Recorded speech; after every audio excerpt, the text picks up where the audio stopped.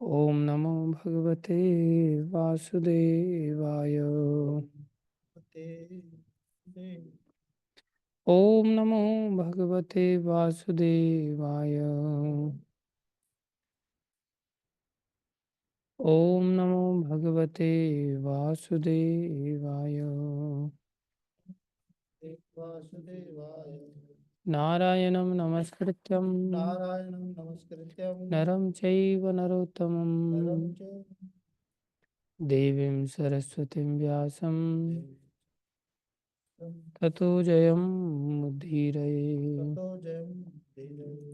नष्टप्रायेषु भद्रेषु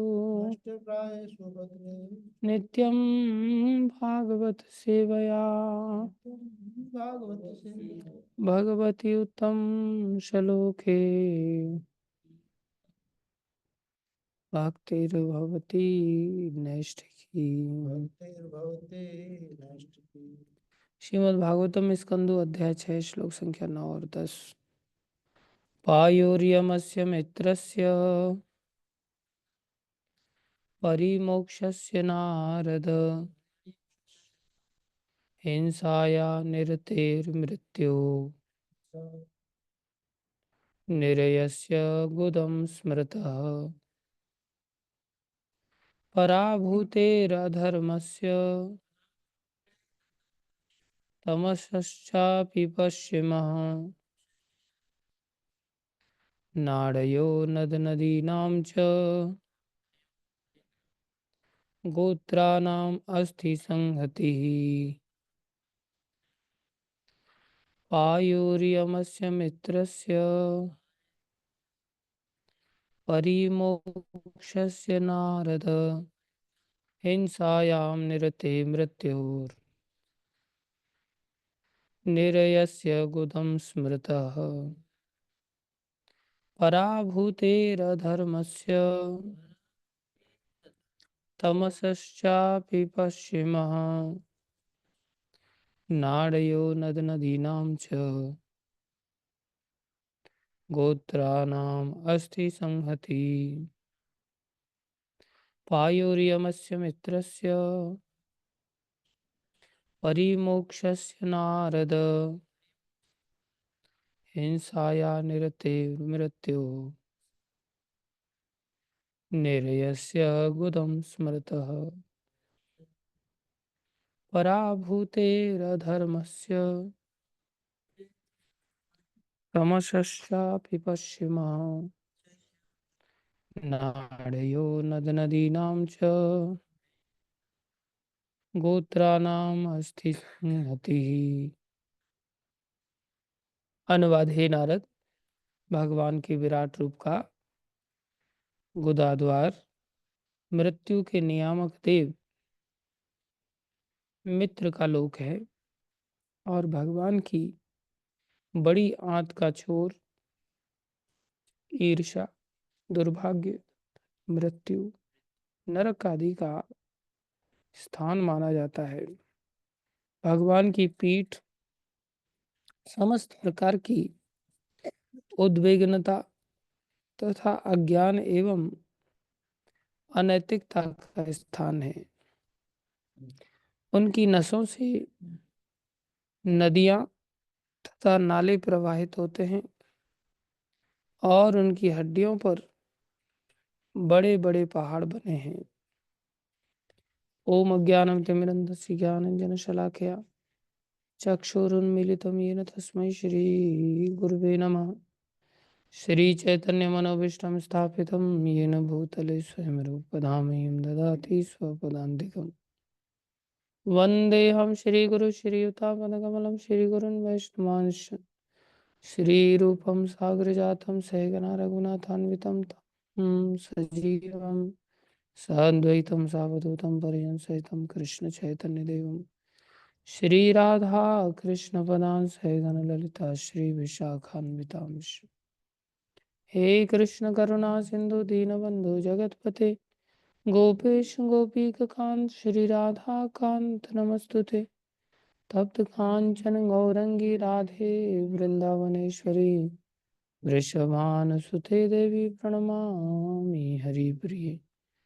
वाञ्छाकल्पतरुभ्यश्च कृपा सिन्धुभ्य एव च पतितानां पावनेभ्यो वैष्णवेभ्यो नमो नमः।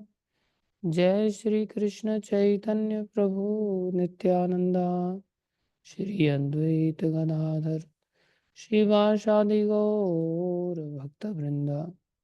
हरे कृष्ण कृष्ण कृष्ण हरे हरे, हरे राम राम राम हरे हरे।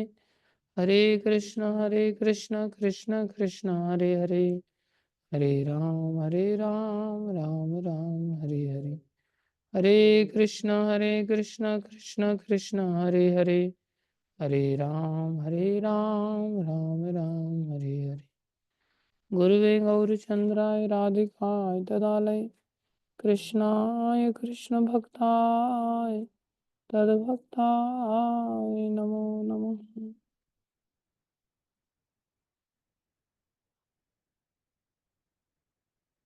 हरे कृष्णा। सभी भक्तों का हार्दिक अभिनंदन है, स्वागत है। तात्पर्य अर्चनी वंदनी प्रातः स्मरणीय जगतगुरु श्रील प्रभुपाद जी द्वारा श्रील प्रभुपाद की जय।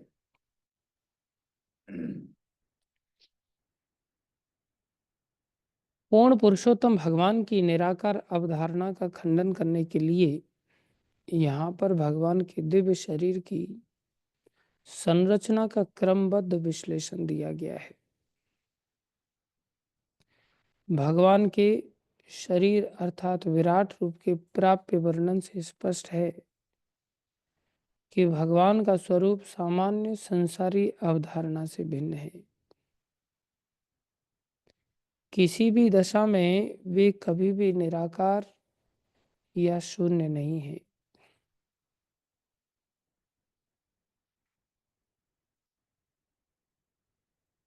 चूंकि अज्ञान भगवान का पृष्ठभाग से पृथक नहीं होता, क्योंकि उनका शरीर प्रत्येक वस्तु का समग्र रूप है, अतएव यहाँ कोई यह डींग नहीं हाँक सकता कि वे केवल निर्विशेष हैं। इसके विपरीत भगवान के पूर्ण वर्णन से सिद्ध होता है कि वे एक साथ साकार तथा निर्विशेष दोनों हैं। भगवान का साकार रूप उनका मूल रूप है और उनका निर्विशेष प्रकाश उनके दिव्य शरीर का प्रतिबिंब मात्र है। जो लोग सामने से भगवान का दर्शन करने का सुअवसर पाने के लिए सद्भागी बनते हैं, वे ही भगवान के साकार रूप का साक्षात्कार कर सकते हैं। किंतु जो कुंठित हैं और इसलिए भगवान के अज्ञान पक्ष की ओर रखे जाते हैं, अथवा जो भगवान का दर्शन पीछे की ओर से करते हैं, वे उनके निर्विशेष रूप का ही साक्षात्कार कर सकते हैं।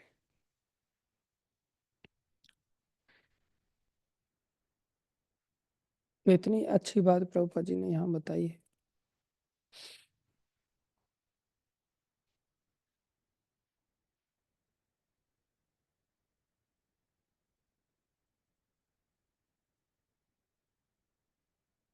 देखो,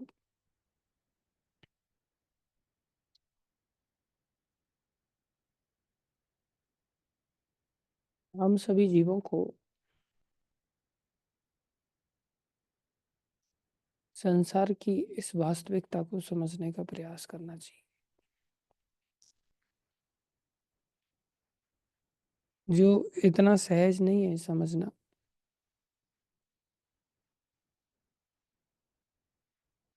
लेकिन बहुत ज्यादा कठिन भी नहीं है।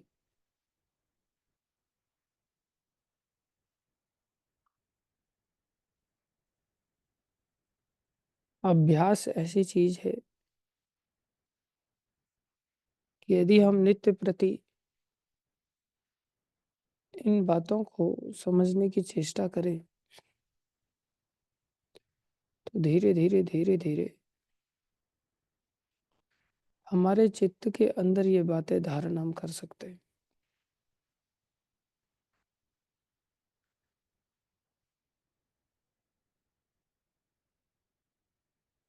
क्या धारण करना है? धारण करना है कि ये संसार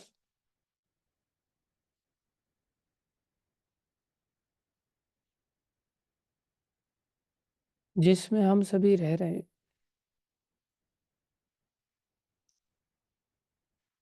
ये भी भगवान का ही रूप है, लेकिन भगवान का रूप पीछे से है, सामने से नहीं है। अभी जैसे हम लोग समझने का चेष्टा करते हैं कि भगवान के धाम में ही जाने की आवश्यकता क्या है, जब संसार भी भगवान की सत्ता के अतिरिक्त और कुछ नहीं है, सब कुछ भगवान ही है। तो भगवान के धाम, वैकुंठ धाम, गोलोक धाम, वहां जाने की आवश्यकता क्या है? यहाँ रहने में क्या दिक्कत है?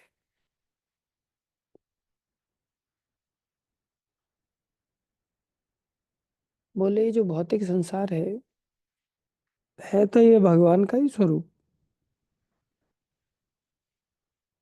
लेकिन ये एक पाद विभूति है। ये भौतिक जगत क्या है? एक पाद विभूति। और आध्यात्मिक जगत, आध्यात्मिक जगत कैसा है? त्रिपाद विभूति, 75%। लेकिन इसका अर्थ ये नहीं होता। त्रिपाद का अर्थ, मोटा मोटा अर्थ हर व्यक्ति ये निकाल लेता है। एक पाद मतलब एक हिस्सा, त्रिपाद मतलब तीन हिस्से। तीन हिस्से में आध्यात्मिक जगत है, एक हिस्से में भौतिक जगत है। एक पाद विभूति जो कि अपने आप में अनंत है। एक पाद विभूति जो कि अपने आप में अनंत है। और जो आध्यात्मिक जगत है, आध्यात्मिक जगत है जो त्रिपाद विभूति कहा जाता है, वो भी अनंत है। तो उसको एक पाद त्रिपाद 25% और 75% कैसे हम समझेंगे? हाँ, वो विशाल जगत है, ये उतना विशाल नहीं है। बोले उतना विशाल नहीं तो फिर अनंत कैसे हो गया?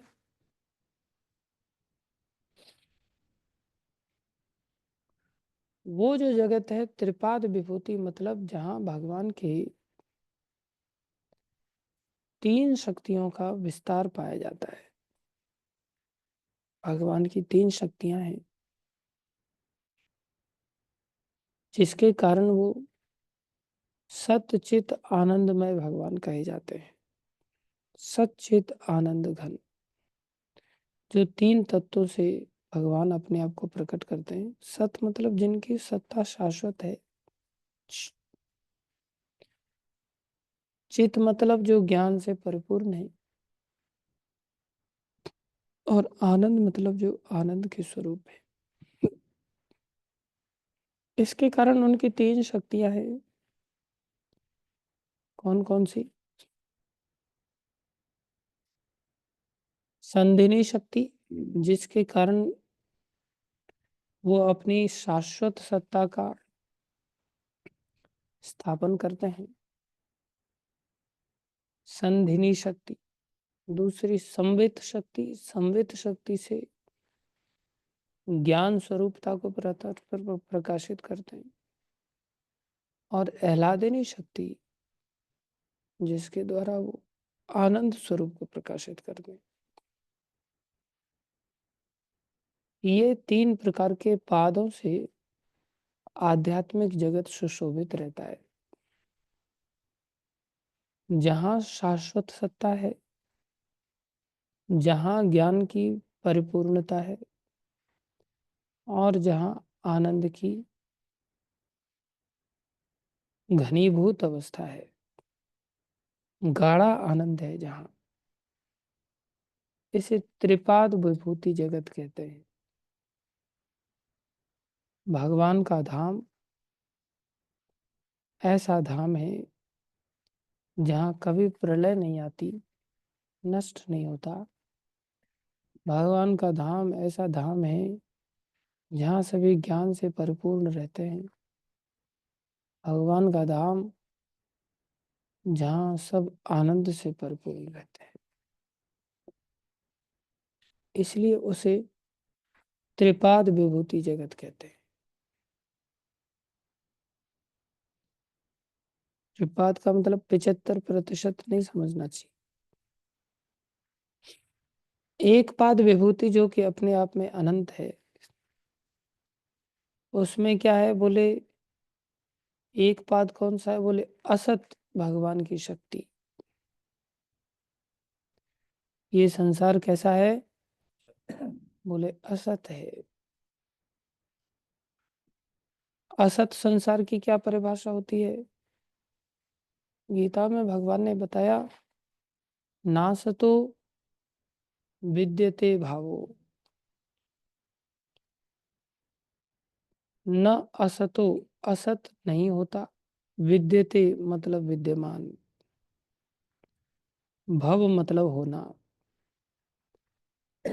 असत नहीं विद्यमान होता है, अर्थात असत वस्तु नश्वर होती है, थोड़े समय में वो नष्ट हो जाए। तो ये संसार कैसा है बोले, असत है। संसार कैसा है? असत है, दिखाई दे रहा है लेकिन थोड़ी देर में सब चीजें खत्म हो जाएंगी।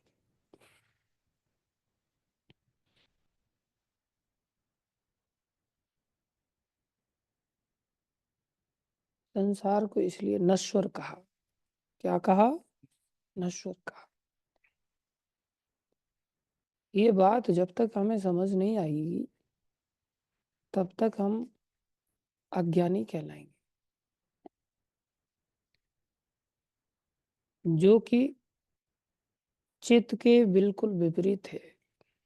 चित्त वस्तु भगवान का धाम है,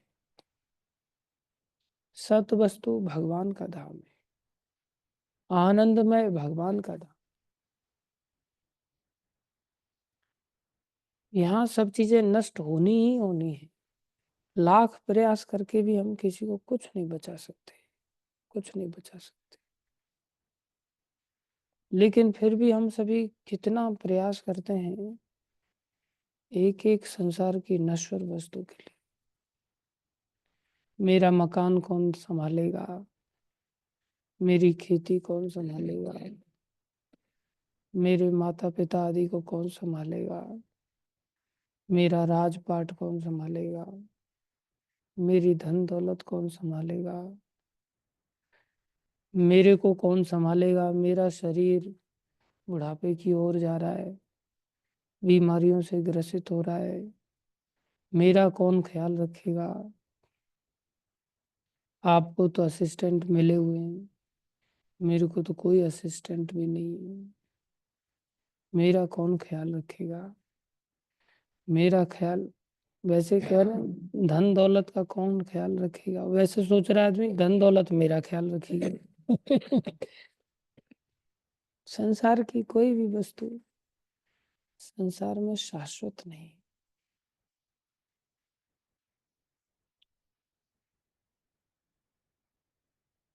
इसलिए ये जगत में अगर हम बहुत ज्यादा खोए अगर रहते हैं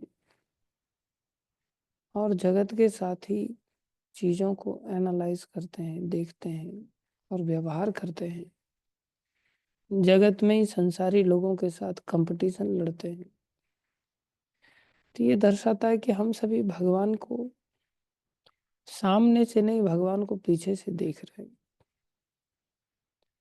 भगवान की ओर हमने पीठ कर लिया है।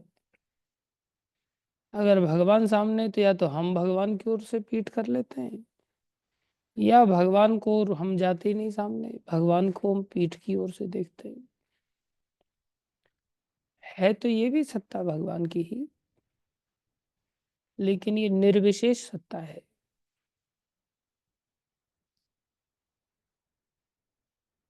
विराट रूप के रूप में भगवान यहाँ पर इस प्रकार से अपनी सत्ता को स्थापित करते हैं, जो कि दुख रूपा है। कैसी है? दुख रूपा है। सुख रूपा संसार भगवान का धाम है। इसलिए जीवन हमारा ऐसी शिक्षा से भर जाए कि हम अपने जीवन को धीरे धीरे धीरे धीरे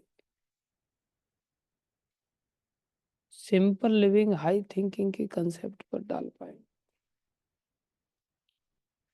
संसार नश्वर संसार का त्याग कर सके। अब जब संसार नश्वर है तो एक न एक दिन तो सारी चीजें छूट ही जाएंगी ना।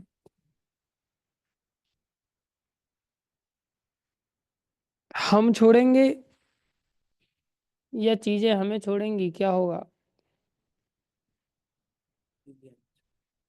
चीजें हमें छोड़ेगी, हम तो छोड़ेंगे ही नहीं, हम तो यहीं रहने वाले सदा, है कि नहीं? यही शाश्वत ठेका ले लिया हमने।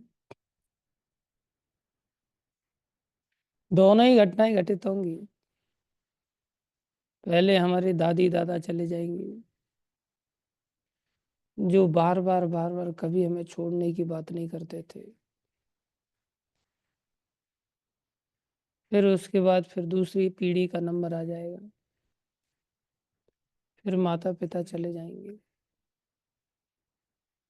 फिर उसके बाद तीसरी पीढ़ी का नंबर आ जाएगा, फिर बड़े भाई बहन वगैरह सब चले जाएंगे, फिर हमारा नंबर आ जाएगा, फिर हम चले जाएंगे। इस तरह से कोई छोड़ना चाहे या छोड़ना ना चाहे, अंतः तो तजेंगे पामर, तू न तजे अब ही थे। अंत में तो ये सब चीजें जबरदस्ती छुड़ा दी जाएंगी, है कि नहीं? तू न तजे अब ही थे ममता, तू न गई मेरे मन ते। हरी ममता, तू मेरे मन से जाने का नाम नहीं लेती। गेट के बाहर ही बैठ जाया करो उधर थोड़ा, कान पान से बढ़िया काम करते हैं ना आपके, या नजदीक नहीं बैठ सकते? वैसे ही सब दिमाग में बहुत बातें टिक जाती हैं।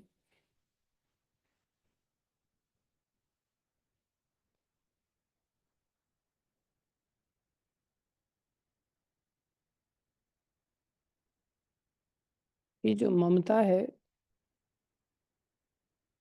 ये भगवान में हो जाएगा।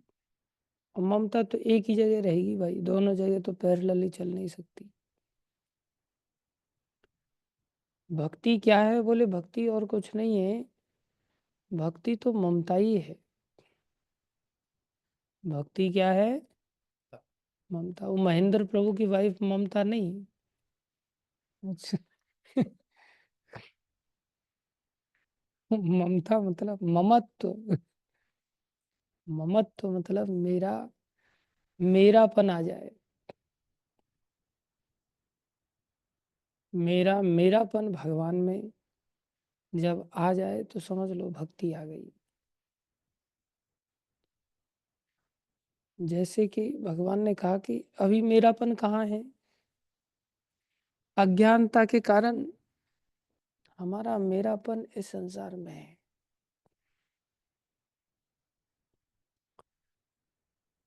माँ के अंदर मेरापन है, जैसे इनकी माँ बैठी हुई है, माँ की चिंता रहती। थोड़े समय पहले इनका बेटा भी था। माँ बेटा और माँ की पुत्री, तीनों ऊपर धूप में बैठ करके बढ़िया राजभोग ग्रहण करते थे, मिल बांट करके। बाकी कोई और परिवार का सदस्य नहीं था, केवल 3 लोग एक दूसरे को ले जा करके, चलो चलो चलो चलो धूप में बैठ करके राजभोग खाएंगे, चलो। आश्रम में सभी रह रहे हैं, लेकिन कभी किसी को उठा करके ये नहीं ले गए, चलो चलो हम साथ में बैठ करके खाते, आ जाओ, इतने दिन से हमारे साथ प्रसाद नहीं लिया भैया, चलो आज हमारे साथ बैठ करके प्रसाद ले लो। अकेले कोई नहीं खाता था, तीनों लोग मिल करके खाते थे। थोड़ा तो बुरा लगेगा, लेकिन क्या कर रहे हैं अभी, उदाहरण कहाँ से लाएं, अभी लंदन थोड़ी जाएंगे उदाहरण के लिए। हाँ, ध्रुव अनीजा जी हमारे सुन तो रहे हैं लंदन से, लेकिन अभी इनको देख नहीं पा रहे ना, हम केवल कथा में ही दिखाई देते हैं, इनकी क्या लीलाएं करते हैं ये तो देखेंगे कभी। कभी लंदन जाएंगे हम, भगवान ना बुलाए तो ही अच्छा है।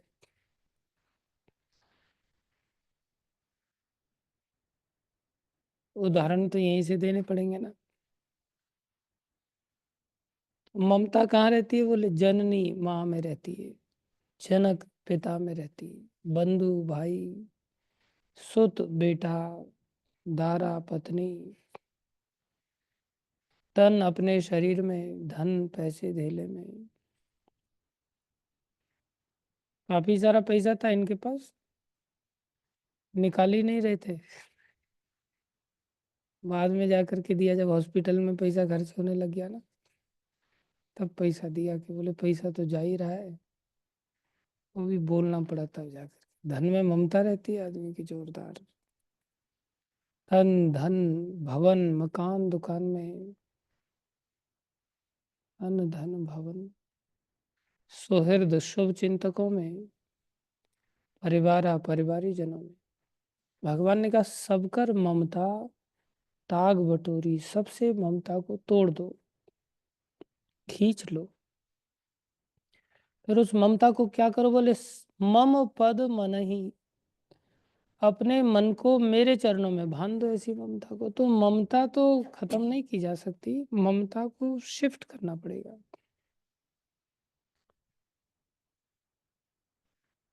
मेरापन तो रहेगा ही रहेगा। जितना मेरापन हमारा संसार की इन सब चीजों में है, जो कि कैसी है, सत है असत है, असत है, ये सब टिकने वाली नहीं है। हमारी ममता तो टूटेगी ही टूटेगी, हम तोड़ना चाहें या ना तोड़ना चाहें, जबरदस्ती तोड़वा दी जाएगी। अब हमारी दादी की ममता हमारे अंदर बहुत थी, हमारी जब माँ खत्म हो गई तो उन्होंने हमें एक प्रकार से पाला पोसा, बहुत प्यार करते थे, लेकिन आखिर में वो संसार छोड़ के चले गए। सब मेरा मेरा मेरा मेरा खत्म हो गया ना, तो वो तो जबरदस्ती खत्म करा लिया जाएगा। या तो हम स्वयं से खत्म करना सीखें, स्वयं से खत्म करेंगे तो भगवान मिल जाएंगे। बिना ममता के तो कोई जी नहीं पाएगा, जीवन जीने के लिए कोई पत्थर तो है नहीं, कोई ना कोई आधार लगेगा ही लगेगा। तो ऐसा मेरापन किस में कर लिया जाए, बोले भगवान में कर लिया जाए। किस में कर लिया जाए, भगवान में कर लिया। भगवान में कैसे कर सकते हैं, संसार में करने का मतलब क्या है, बोले माँ में कर लेना। संसार मतलब ये नहीं कि केवल पेड़ पौधों का ही संसार है। माँ में ममता करना, बोले ये संसार है। पिता में ममता करना, ये संसार है। भाई बंधुओं में ममता करना, ये संसार है। बेटा बेटी में ममता करना, मकान दुकान में ममता करना, ये सभी तो संसार है। जैसे संसार इतना विस्तार करता है, ऐसे ही भगवान का भी अपना विस्तार है। भागवत में ममता करना, ये भगवान में ममता। भगवान क्या है, बोले भगवान भागवत के रूप में है। भगवान के नाम में ममता कर लेना। अभी जैसे हमारे बेटे में ममता हो जाए और बेटे के लिए कोई कहे 10 लाख रुपया देता हो, बेटा दे दो, दे देंगे बेटे को? बेच देंगे क्या? ये तो बेच देगा। कोई थोड़ी ना औलाद को बेच देगा। और कोई बोले चलो मैं 1 घंटे का नाम आपको बेच देता हूँ और आप मेरे को 10 लाख रुपए दे देना, तो ये क्या कर दिया? नाम को बेच दिया। कोई कथा को बेच दिया, तो उसकी ममता है क्या कथा में? कथा में ममता कहाँ है? नाम में ममता कहाँ है? गुरुदेव के अंदर ममता कहाँ है? इसलिए ऐसी ममता हो जाए भगवान के नाम में, भगवान के धाम में, भगवान की कथा में। लेकिन गंदा मन हमारा, अज्ञानी मन, भगवान की पीठ किसको प्रदर्शित करती है? अज्ञानता को। अज्ञानी मन हमारा भगवान की ममता को पहले ही छोड़ के बैठा हुआ है, जो कि सत्य है, जो कि एक बार अगर पैदा हो जाए तो फिर कभी नष्ट नहीं होगी। और संसार में हम कितनी भी ममता कर लें, कितनी, विचार तो करें, हमारी औलाद के अंदर कितनी ममता घुस जाती है, पत्नी के अंदर कितनी ममता घुस जाती है, गर्लफ्रेंड बॉयफ्रेंड के अंदर कितनी ममता घुस जाती है। रात दिन चिंतन होता है, रात दिन चिंतन होता है। भोजन के अंदर, इस शरीर के अंदर कितनी ममता घुस जाती है। इसलिए भक्ति क्या है? बोले मेरापन ही भक्ति है। किस में हो जाए? भगवान में हो जाए। ये मनुष्य शरीर का इस भागवत का फल है। जब हम सत्संग में आते हैं तो सत्य का ज्ञान होता है। सत्संग उसी को कहते हैं जहाँ सत्य वस्तु से हमारी ममता का ज्ञान हो जाए। तो ज्ञान हो जाए तो ममता अपने आप हो जाएगी। अभी जैसे आपके सामने दो ऑप्शन हो, एक टेम्परेरी नौकरी हो, एक परमानेंट नौकरी हो, तो आपको दोनों चीजों का ऑप्शन जब दिया जाए तो हम किस चीज का चुनाव करेंगे? अपने आप परमानेंट नौकरी का चुनाव नेचुरली करेंगे। जैसे आपको, हाँ, दूसरी ओर कोई कहा जाए हाँ ये परमानेंट विवाह है और ये टेम्परेरी विवाह है, तब क्या चुनाव करेंगे? बराबर टेम्परेरी विवाह चुन लेंगे। संसार में भोगी व्यक्ति सोचता है कि नई नई पत्नी होनी चाहिए, नए नए पति मिलने चाहिए। नहीं।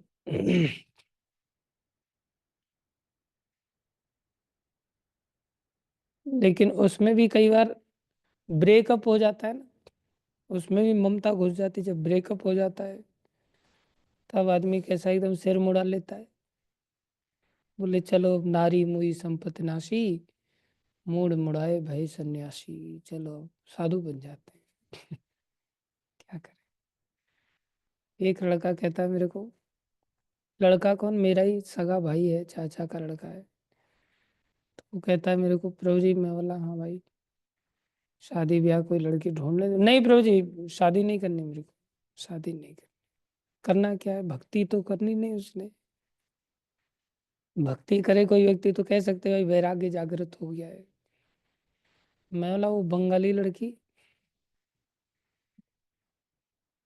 मेरे पास पता नहीं सूचनाएं कहाँ कहाँ से आ जाती हैं। तो बोला प्रभु जी ब्रेकअप हो गया। मैं बोला किसकी ओर से हुआ? बोले उसकी ओर से हो गया। मैं तो किसी को निभाता हूँ पूरे लाइफ लॉन्ग के लिए, मैंने सोचा था, लेकिन क्या करूँ, ब्रेकअप हो गया। बोले अब शादी नहीं करनी, अब किसी के साथ कहीं ऐसा चक्कर नहीं चलाना, ब्रेकअप हो। तो वो भी तो दुख देता है। आदमी को लगता है कि भाई नया नया विवाह, परमानेंट विवाह क्यों?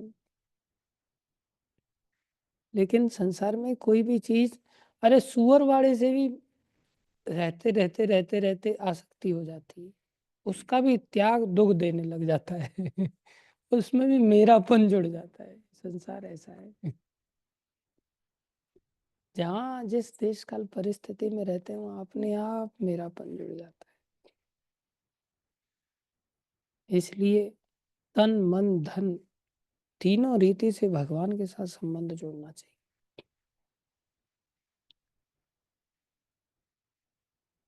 ये नहीं कि धन को साथ में लेकर के घूमते रहे, अरे धन भी तो संसार का ही है, धन के पीछे सब भाग रहे हैं।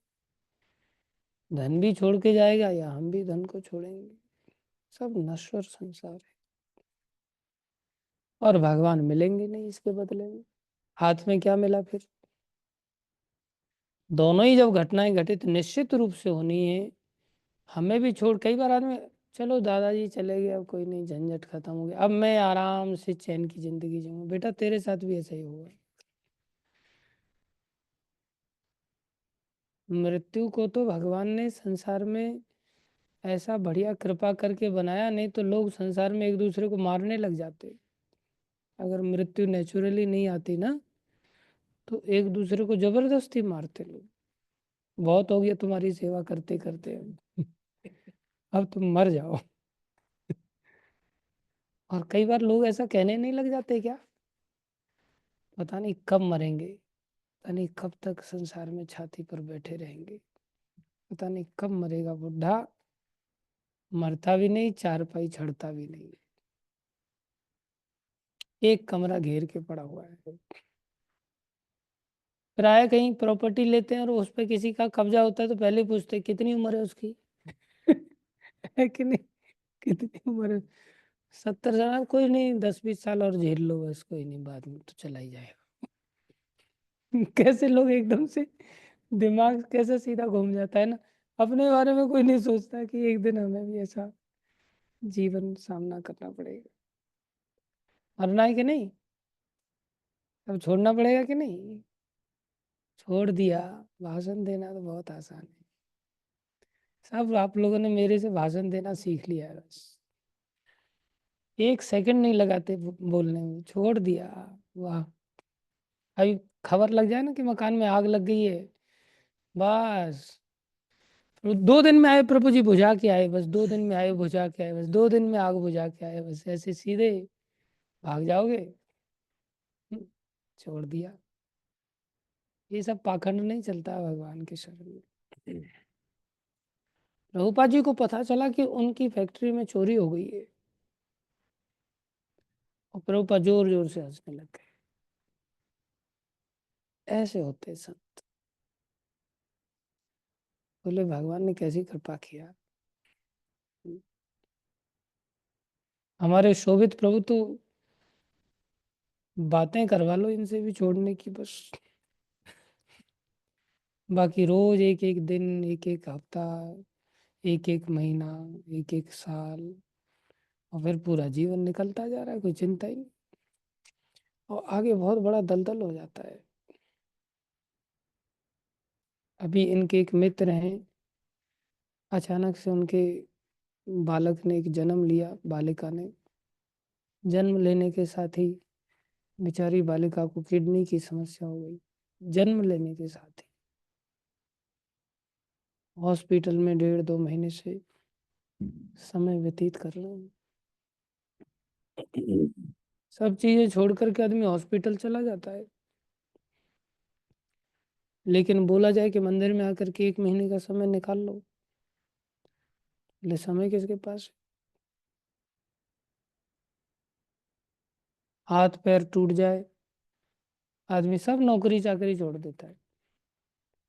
वो बोला जाए कि भाई सत वस्तु का थोड़ा सत्संग कर लो, उसके लिए थोड़ा समय निकाल लो, थोड़ा कष्ट उठा लो, कष्ट नहीं उठाए, हॉस्पिटल में टांग टूंग तो तोड़ ताड़ करके वहां पड़ा रहेगा, कराता रहेगा, मलमूत्र बेड पर ही करता रहेगा, सब दुनिया भर के कष्ट आकर के घेर ले। ये दलदल है, इसको हम जितना देर करते हैं ना, उतना ही हम असत में फंसते चले जाते हैं। और फिर हमारे लिए निकलना। बोले पहले निकल आते तो अच्छा रहता, अब ऐसी विकट परिस्थिति होगी, अब कैसे सोचे निकल। बहुत मुश्किल हो जाता है। इसलिए जब सब कुछ ठीक हो ना, ये नहीं कि लात पड़े तभी निकले, तब उसका भी कोई मीनिंग नहीं होता। सब कुछ ठीक ठाक हो तभी हमें अपने जीवन को भगवान में ममता में लगा देना चाहिए, नहीं तो फिर बहुत हुक हो जाता है। एक राजा थे, वो ऐसे ही सत्संग करते थे। सत्संग का अर्थ ही है कि हम सतपाद वाली विभूति की ओर आकर्षित हो जाए। मिथ्या नश्वर संसार, टेम्परेरी संसार, इसमें बहुत ज्यादा अपने जीवन को ना गंवाए। इस संसार से अगर वैराग्य नहीं हो रहा है ना, कई बार क्या होता है ना, हम लोग भक्तों से ममता नहीं कर पाते, भागवत से ममता नहीं कर पाते, नाम से ममता नहीं कर पाते। यहाँ हमारा वैराग्य बना रहता है और दिखाते हम तो वैराग्य में किसी से बात नहीं करता आश्रम में, मेरे को किसी की चिंता नहीं, कोई भाड़ में जाए कुएं में गिरे, मेरे को क्या लेना देना किसी से, अपना अपना देखो सब लोग। दर्शाता ममता नहीं। संसार से अगर वैराग्य है तो भक्तों में ममता होगी ही होगी, गुरु में ममता होगी होगी, मंदिर में ममता होगी होगी, भगवान की हर वस्तु से ममता होगी होगी। जैसे एक भक्त, हाँ, हरिद्वार से जुड़ते राधा गिरधारी प्रभु, अब तो नहीं दिखाई देते। उनको ये पता चल गया कि केवल बक्की पंडित है, भाषण देता रहता है, इसके जीवन में आचरण में तो कुछ है नहीं। तो अब उन्होंने जुड़ना बंद कर दिया है। पहले रेगुलर जुड़ते थे। मेरे को आकर के बता रहे थे, प्रभु जी आश्रम में कई बार चीज़ें बर्बाद होती हैं, चटाई कोई उठाता नहीं, और बहुत सारी सामान ऐसे ही पड़ा रहता है, गिलास पड़े रहते हैं, चम्मच पड़े रहते हैं। कल कार पार्किंग का जो दीवार में जो होल है ना, जहाँ से, हाँ, पुस्ता लगा हुआ है, उसमें से पानी बाहर निकलता है, वहां मैंने देखा उस किसी ने उसमें गिलास फंसा रखा है, और वहां से गिलास उठवा करके लेकर के आए। हम्म। सोहन प्रभु ने, भैया ऐसे गिलास मत फंसाया करो, ममता करो थोड़ा सा जीवन को। किसी ने पिया होगा, वहां गिलास फंसा दिया, गाड़ी के ऊपर रखा हुआ था, लेबर वाले ने गाड़ी से वहां सेफ जगह पे रख दिया। कार पार्किंग से सीधा पुश्ते में घुसा दिया। बोले यहाँ क्या होता है, बोले पानी निकलता है इसमें से, वो अब गिलास में से पानी आएगा। क्या? बोले प्रभु जी ऐसे नुकसान होता है ना, तो मैं मंदिर से निकल गया, बोले मैं वहां से। बोले वो कोई सुनता ही नहीं, फिर मेरे को क्रोध आता है, क्रोध आता है तो फिर भक्तापराध हो जाता है। अरे भक्तापराध क्या है इसमें? भक्त तो होना चाहिए ना सामने वाला व्यक्ति, भक्त तो उसको कहते हैं जब उसका संसार से वैराग्य हो और भगवान में ममता हो, भगवान में ममता हो। घर से जैसे हमारी कैसे ममता है, साफ सफाई रखते हैं, ऐसे आश्रम के कमरे को तो पूरा एकदम जंजाल बना देते हैं। आश्रम के कमरे की कोई परवाह ही नहीं, ममता ही नहीं, भगवान के प्रति ममता ही नहीं, भक्तों के प्रति ममत्व नहीं। बोले क्या? बोले वैराग है साहब हमारे अंदर। ये वैराग नहीं, ये बैर और आग है। इसे वैराग्य नहीं कहते, इसे बैर और आग कहते हैं। एक दूसरे की शक्ल देखते ही एकदम मुंह कुप्पा हो जाता है, दूसरे व्यक्ति की शक्ल नहीं देखना चाहता। जैसे ये माता और एक और माता है जो महाराष्ट्र वाली, एक दूसरे की कभी शक्ल ही नहीं देख सकते। क्या है? बोले बैरागी हैं। कौन सा बैराग? बैर और आग भरी पड़ी है अंदर।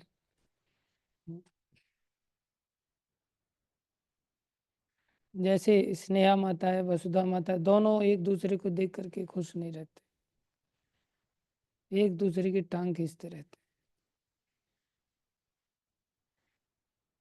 साधारण संसार में देखा जाए तो कोई किसी की प्रसन्नता सुनने के लिए तैयार नहीं। जैसे हमारे राधा मोहन प्रभु हैं और सोन मोहन प्रभु हैं, आपस में कभी प्रेम नाम का चीज ही नहीं इन लोगों के अंदर है। प्रेम, सोन मोहन कहता है मैं जाता हूँ उनके घर पे थोड़ा सा फंड कलेक्शन करने के लिए, तू कहता है तू मत जाना मैं ही जाऊंगा। ये क्या है, बैर और आगे फंड कलेक्शन में बोले वो दोबारा कहीं ये ना जा करके मांग लिया करे मेरा ग्राहक है वो। ऐसा नहीं करना चाहिए, सब कृष्ण के लिए, हमारा मेरा तेरा क्या होता है, अच्छी बात है। फंड कलेक्शन के नाम पे तो कितने भी प्रेमी गुरु भाई भी हो ना, उनमें भी भेदभाव आ जाता है।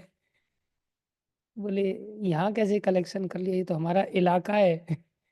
ये इलाका जब आ गया ना तब ये बैर और आग घुस गई, ये कुत्ते जैसी वृत्ति हो जाती है फिर,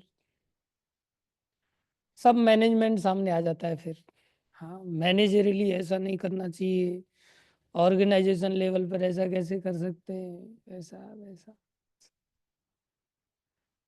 ये वैर और आग है, असत संसार की असत अवस्था का हमें ज्ञान नहीं। उदार दृष्टिकोण वाला व्यक्ति आपस में द्वेष नहीं करता, वो भगवान में, भगवान के भक्तों में, आश्रम में, इन सब चीजों में ममता रखता है। जैसे मैं राधा गिरधारी प्रभु की बात कर रहा था, उनके अंदर ममता है, लेकिन ममता ऐसी नहीं हो जाए तो बोले इसलिए प्रभु जी मैंने आश्रम ही छोड़ दिया, ये बहुत बढ़िया कर दिया। लोग बोले आश्रम में नुकसान करते हैं, मैंने समझाया और नहीं समझ रहे तो बोले मैंने आश्रम ही छोड़ दिया। फिर ऐसी कैसी ममता भाई। अरे हाथ जोड़ो, पैर पूजो, पैर पूजने से काम नहीं चल रहा है, हाथ जोड़ने से काम नहीं चल रहा है, दंडवत प्रणाम करो फिर भी नहीं चल रहा तो हाथ तोड़ो, पैर तोड़ो, लेकिन रहो तो आश्रम में ही। आश्रम को छोड़ करके कहाँ जाओगे संसार में। इसलिए भगवान के प्रति ममत्व हमारा, जो राजा की मैं बात बता रहा था, एक राजा वो सत्संग करते थे, ये सत्संग का फल है। जिस सत्संग को करने से हमारे संसार के प्रति अगर वैराग्य नहीं जागृत होता और भक्तों के प्रति वैराग बना रहता है, वैर और आग बनी रहती है, बोले वो सत्संग क्या है।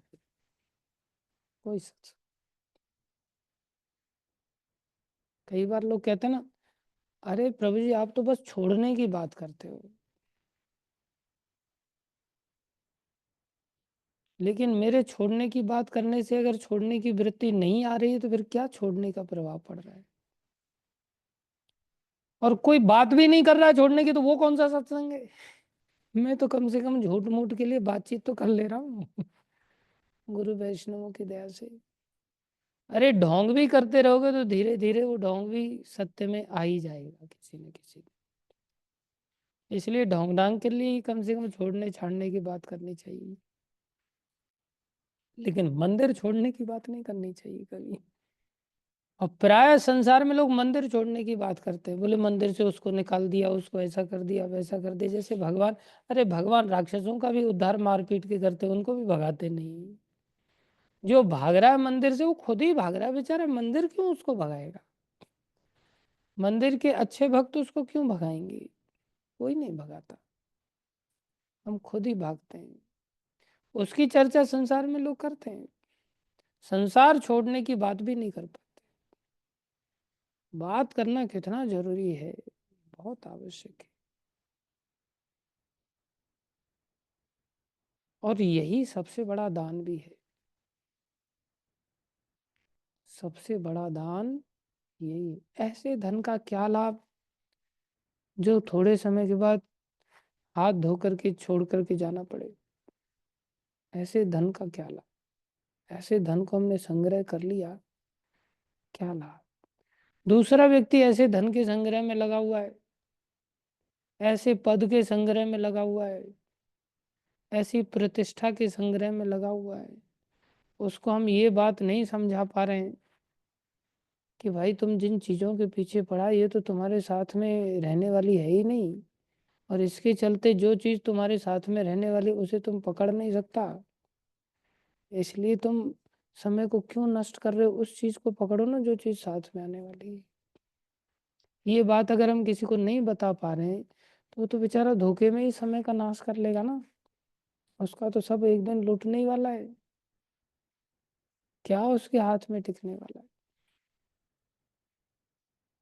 लेकिन हम इतने लोलुप रहते हैं, इतने लोभी रहते हैं कि सामने जो मिल जाए बस वो तो हड़प लें पहले, बाकी बात की बाद में देखी जाएगी, भगवान को बाद में देखेंगे, आश्रम को बाद में देखेंगे।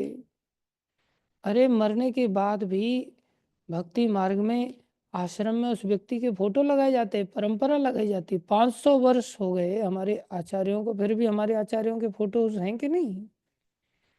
500 वर्ष पुराना कोई अपने घर पे अपने मालिक मालिक का फोटो लगाता है क्या? किसी को नाम भी नहीं पता होगा।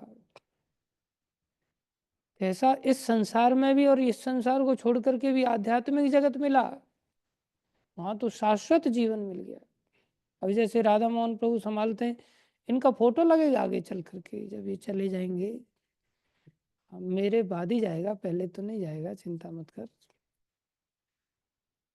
इसका फोटो लगेगा इसका, फिर आरती की शुरुआत इसी से हुआ करेगी, है कि नहीं?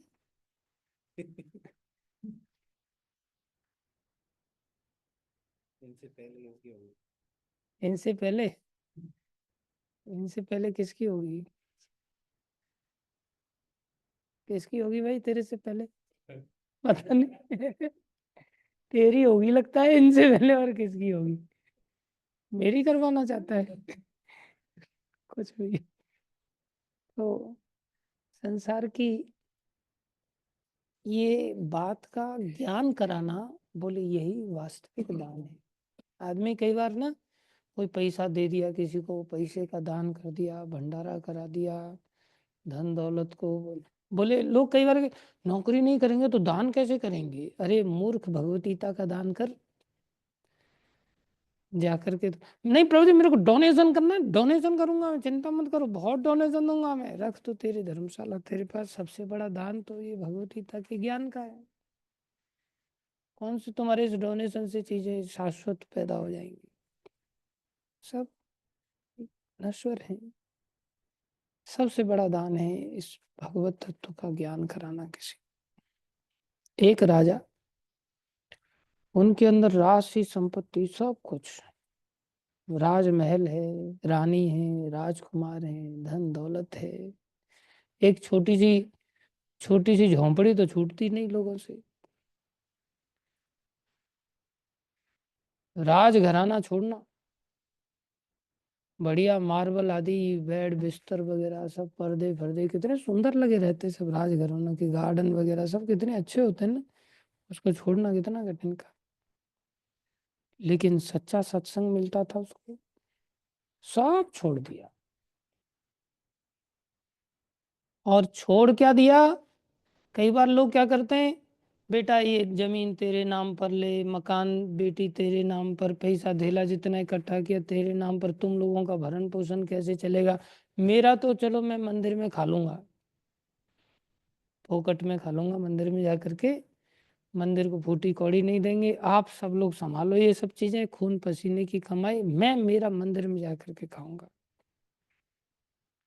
जैसे मंदिर में कमा कमा करके रख के आ गए, मंदिर में बैठ के सेठ बन करके खाएंगे।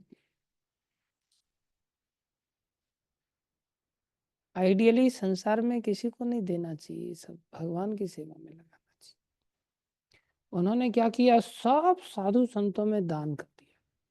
इसको कहते सदाव्रती। सदाव्रती मतलब भंडारा कर देना, सबको प्रसाद, सब राज संपत्ति उन्होंने बांट दी साधु संतों में। कौन छोड़ता संसार में इस तरह से? नहीं छोड़ पा रहा है मतलब उसकी आसक्ति कितनी है।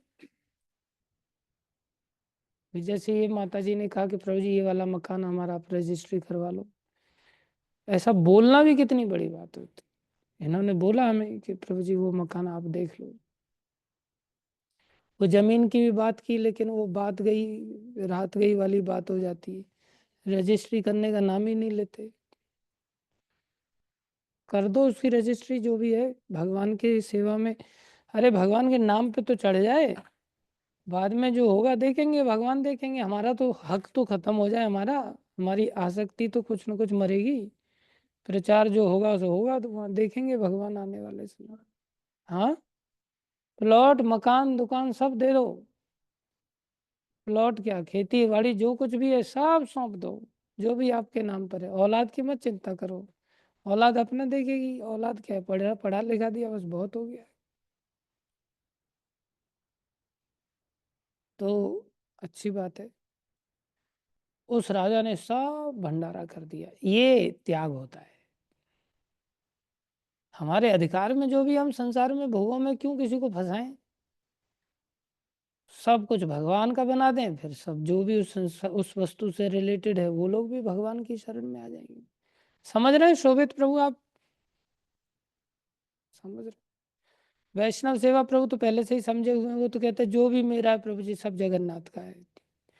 और फ्लैट दूसरों के नाम पे कर देंगे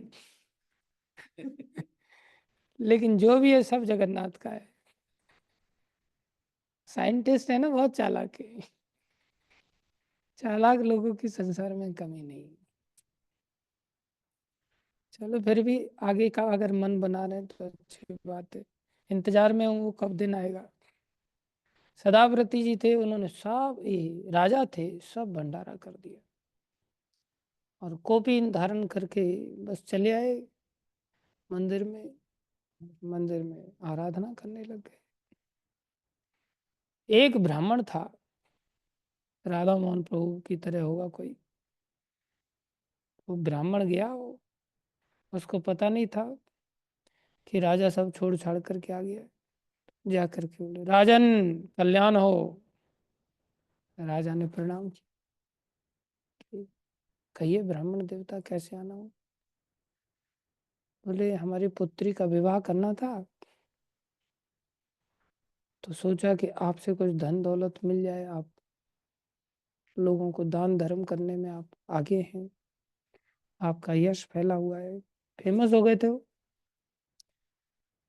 तो बोले कुछ पैसा धेला मिल जाए तो अच्छा होगा। उन्होंने कहा हमारे पास अब कुछ नहीं रहा, सब खत्म हो गया, सब बांट दिया। हम लोगों के पास तो फिर भी अकाउंट में पड़ा रहता है। बोले कभी ऐसा हो गया तो। साधु लोग भी मोबाइल में पैसे रखते हैं, अकाउंट में पैसे रखते हैं। तो अधिकार दिया नहीं उससे पहले ही पैसे रखते हैं। है ना, खतरनाक है। अपना इंतजाम करते हैं, ठीक नहीं। मैंने गोवर्धन में देखा कई सारे हमारे भक्त लोग अपना सामान ऑनलाइन मंगाते रहते हैं। और बिल्कुल जैसे कोरियर वाला आएगा ना, बिल्कुल उसके साथ सेटिंग करके गेट पे ही पहुंच जाएंगे, किसी को पता ही नहीं चले कि क्या सामान मंगाया है। गेट पे ही पर्सनल सामान, मार्केट भी जाने की जरूरत नहीं किसी के सामने, गेट पे चुपचाप जा करके और सॉल फॉल में अंदर ओढ़ करके छुपा करके अंदर ले आते। क्या क्या लोग एकदम कितनी गिरी हुई वृत्ति है ये। भगवान के ऊपर निर्भरता क्या है, ब्रह्मनिष्ठता क्या है। अच्छा नहीं। बोले अब हमारे पास भाई कुछ नहीं। बोले ठीक है राजन। वो जाने लगे, बोले वो रुको रुको रुको अभी मत जाओ। कुछ नहीं तो इसका मतलब ये नहीं कि अब हम कुछ दान देने लायक ही नहीं बचे। हम एक चीज रखते हैं, वो आपको दान देना चाहते हैं। बोले बताओ महाराज। जब कुछ है ही नहीं तो आप क्या दान दोगे आप? ये कोपिन भी दान करके नंगा बाबा बनना चाहते हो क्या? और तो कुछ है नहीं आप बस। बोले नहीं, हम एक विचार आपको दान देते हैं। क्या विचार? बोले संसार नश्वर है, हमने देख लिया। हमने सब राजपाट त्याग दिया। जैसे हमारे दिनेश प्रभु अपना पलटन बाजार का राजपाट बढ़िया थड़े पर बैठे रहते थे और इधर से धुआं निकल रहा है अगरबत्ती का। बढ़िया, ऐसा लग रहा था जैसे स्वर्ग में बैठे हुए हैं। ऐसे ऐसे इनके धुएं वाली दुकान थी, एकदम डेकोरेशन वाली तैसी दुकान। और उसमें भी इधर उधर से धुआं निकल कर कितना अट्रैक्टिव बना करके रखा हुआ था। और नौकर चाकर बस आराम से बैठे हुए हैं। लाओ भाई फल लाओ, तो अंगूर काट करके अंगूर आए।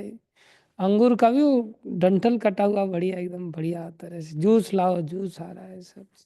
थड़े पर बैठे रहते थे, हिसाब किताब लिखते रहते।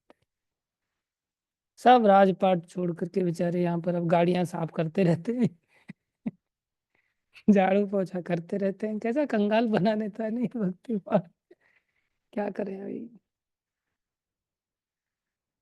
तो उन्होंने बोला भैया अब आपके पास क्या? बोले नहीं, हमारे पास एक विचार है। क्या विचार है? बोले संसार नश्वर है, हमने देख लिया। तुम भी संसार में बहुत ज्यादा बेटा बेटी में घुस मत जाना। वो विचार लेकर के चले गए, लेकिन उन्होंने अपने आचरण में ला रखा था ना, जैसे प्रभुपाद जी ने अपने आचरण में हर बात ला रखी थी, हमारे आचरण में तो है ही नहीं। प्रभुपाद कृपा करें, गुरुदेव कृपा करें। उनकी तो कृपा में भी कोई कमी नहीं। ये भी बहुत बड़ी बेवकूफ़ी है ऐसा बोलना कि वो कृपा करें। कई बार हमने गुरु महाराज को कहा, महाराज आशीर्वाद दीजिए। तेरे को संदेह है क्या इस बात को लेकर? कि ये वास्तव में कितनी छोटी बात है ऐसा सोचना कि वो कृपा करे। वो कृपालु हैं ही, वो तो निरंतर कृपा करते हैं। वो आए ही हैं कृपा करने के लिए, उनका कोई और दूसरा उद्देश्य ही नहीं है कृपा के अतिरिक्त। सब कष्टों को उठाते हैं बेचारे कृपा करने के लिए। उनके ऊपर हम मटका फोड़ें कि वो कृपा करें। हमारे अंदर ही पात्रता नहीं है उस कृपा को लेने के लिए, सबसे बड़ी समस्या है। हम कृपा पात्र बने, बार बार बार बार इस बात का स्मरण कभी कर पाए, कब मैं कृपा पात्र बनूंगा, कब मेरे अंदर ऐसा परिवर्तन आएगा। उनके आचरण में थी, बात असर कर गई। एक महीने बाद वो भी कौपीन धारण करके ब्राह्मण आ गया। बोले अरे तुम? बोले हाँ महाराज, आपने विचार दान किया था ना।